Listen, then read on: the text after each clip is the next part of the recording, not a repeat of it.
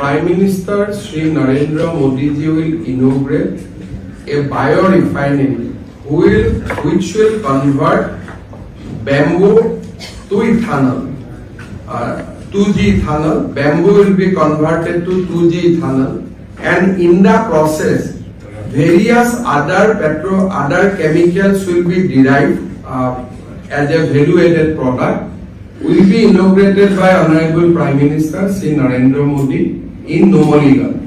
The plan has been established at a cost of 4,200 crores. Thereafter, he will come to Mongoloi and he will lay the foundation stone for the ring road of Guwahati, a new bridge over river Brahmaputra connecting Purua and Narengi, and he will also lay the foundation stone for the Doron Medical College.